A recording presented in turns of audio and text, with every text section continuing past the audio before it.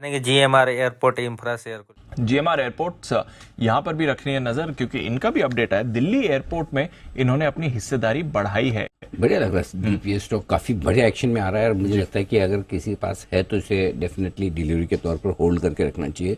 Aviation space की अच्छी story है और इसमें सबसे बड़ा फायदा एक ये है कि जनरली जब आप एयरपोर्ट के बिजनेस में होते हैं तो आपके लिए हवाई किराए कम ज्यादा होने, कच्चे तेल के दाम, ATF के दाम इनके केस में ऊपर नीचे होने के, इनके सबके रिस्क नहीं है। आपको पर पैसेंजर वो पूरा का पूरा जो टैरिफ मिलता है वो मिलता है, फिक्स्ड मिलता है, वो फिक्स मिलता है। करेक्ट। और जितने पैसेंजर्स आपके बढ़ते हैं उतना आपका फायदा है ही। सो आई थिंक ये एक एविएशन प्ले का एक बेहतर प्ले है इनफैक्ट एविएशन स्टॉक्स के कंपैरिजन में।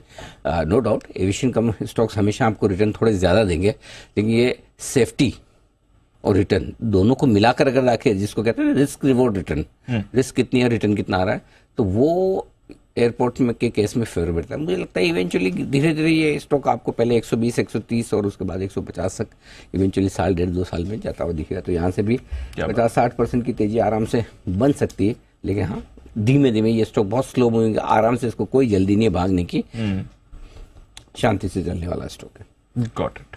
एक बार जरा चोपड़ा साहब भी हमारे साथ कार्यक्रम में हो चुके हैं शामिल। चोपड़ा साहब से भी एविएशन और एयरपोर्ट से जुड़े हुए स्टॉक्स पर राय ली जाए। चोपड़ा साहब फरमाएं सर।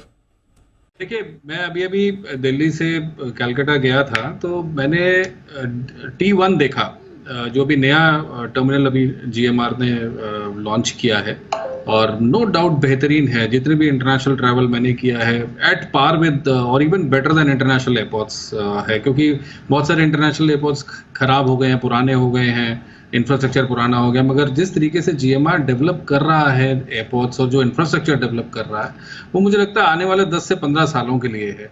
एक और चीज़ ये है कि हमारे देश में जो फीस लेता है एयरपोर्ट, चाहे वो पार्किंग के लिए, एयरक्राफ्ट पार्किंग के लिए हो या यूज़र डेवलपमेंट फ़ी हो, UDF, बहुत अच्छा खासा हाई है। और जरा सा इसके अंदर फेरबदल करने से 15, 20, 25 रुपए बढ़ाने से ही, जो पता भी नहीं लगता किसी पैसेंजर को, एक बहुत अच्छा रेवेन्यू आ जाता है एयरपोर्ट GMR जैसी कंपनीज के लिए और अदानी जैसी कंपनीज के लिए, क्योंकि अदानी भी कई सारे एयरपोर्ट्स मैनेज करता है। तो मुझे लगता है कि जो एविएशन सेक्टर है ऑन द होल, कहीं पे भी जाइए फ्लाइट्स फुल रहती हैं और मुझे तो कितना ही ट्रैवल मैंने किया हो, मुझे ऐसा कुछ दिक्कत नहीं दिखाई देती। किसी भी एयरपोर्ट पे निरंतर ट्रैफिक बढ़ता ही जा रहा है। रादर अगर आप अर्ली मॉर्निंग फ्लाइट्स लेते हैं तो बहुत ही ज़्यादा, इवन चेक इन में 1-1, 1.5 घंटा लग जाता है, तो इतनी लंबी कतारें होती हैं। तो ये बात तो इस बात का द्योतक है ही कि भारत में जिस तरह से अर्थव्यवस्था का विस्तार हो रहा है, जिस तरह से लोग अब एयर ट्रैवल को लग्जरी नहीं समझते, जो कुछ साल पहले समझा जाता था, और एक नेसेसिटी बन चुकी है। और जितने लोकल एयरपोर्ट्स भी बन रहे हैं, जो रीजनल एयरपोर्ट्स बन रहे हैं, वो कनेक्टिविटी भी बहुत स्ट्रांग हो गई जो पहले नहीं थी। तो एयरलाइन सेक्टर, दूसरा एयरपोर्ट्स जो मैनेजमेंट करने वाली कंपनीज हैं, इन दोनों के लिए ही निरंतर बिजनेस रहेगा।